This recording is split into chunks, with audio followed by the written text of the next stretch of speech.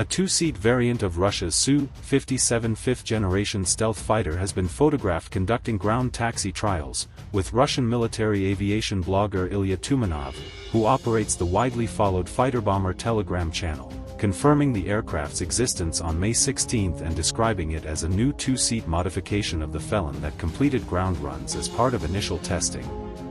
Let's get straight to the point. Hello everyone. Welcome back to Global Aegis. The photograph, which appeared in Russian defense media, shows what appears to be a Su-57 airframe with a distinctly elongated forward fuselage section accommodating a second cockpit, consistent with the tandem two-seat configuration used by most Russian combat trainer variants. Tumanov, whose channel is considered one of the more reliable sources on Russian tactical aviation among open-source monitoring communities, wrote that the aircraft's final designation remains undecided. Will it be called Su-57D or Su-57UB? We'll see. As an option, Su-57ED, per his post. The uncertainty over nomenclature is typical of a program at early ground testing stage, where official designations are often not finalized until later in the development cycle. The Su-57, known by its NATO reporting name Felon, is Russia's most advanced operational combat aircraft, a twin-engine multi-role stealth fighter developed by Sukhoi and produced at the Komsomolsk-on-Amur aircraft plant in Russia's Far East. The aircraft entered limited service with the Russian Aerospace Forces in 2020 after a protracted development program that stretched across more than a decade, with production accelerating gradually as Russia has sought to field the type in operationally meaningful numbers.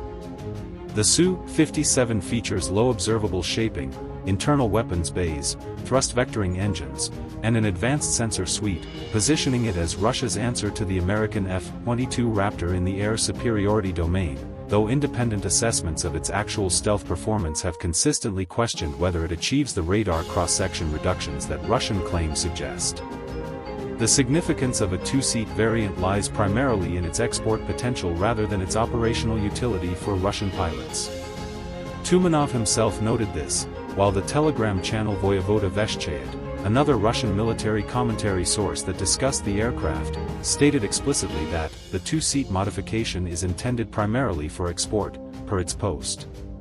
Single-seat combat aircraft typically require a dedicated two-seat trainer variant for foreign customers whose pilots lack the institutional training pipeline and simulator infrastructure that domestically trained Russian crews can access.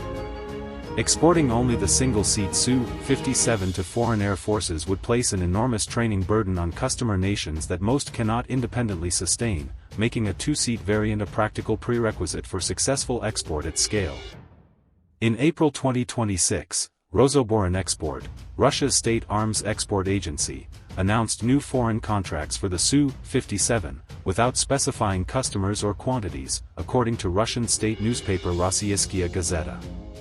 The announcement coincided with the emergence of multiple photographs and videos showing Su-57 fighters flying over Africa bearing Algerian Air Force markings, with a first high-quality photograph of an Algerian Su-57 published in April 2026, again per Rossiyskaya Gazeta.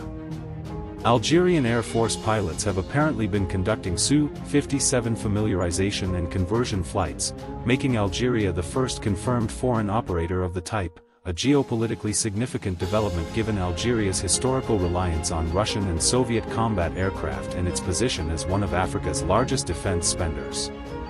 The Su-57's combat record has been complicated by a series of confirmed losses, none of which occurred in air-to-air or surface-to-air engagements.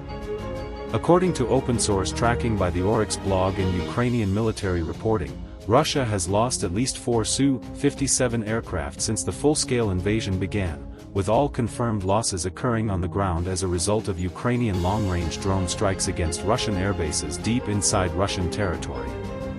The pattern of losses, all attributable to Ukrainian drone strikes rather than air defense intercepts, has raised questions not about the aircraft's airborne survivability but about Russia's ability to protect its most advanced combat aircraft from increasingly capable Ukrainian long-range unmanned systems operating hundreds of kilometers inside Russian territory. Please leave your positive comments here. The best comments will be pinned as a way to show appreciation for their support. Thank you to everyone who continues to support this channel. May God reward you for all your kindness. This video reflects my personal opinions and interpretations. This video is for entertainment purposes only and does not represent confirmed facts.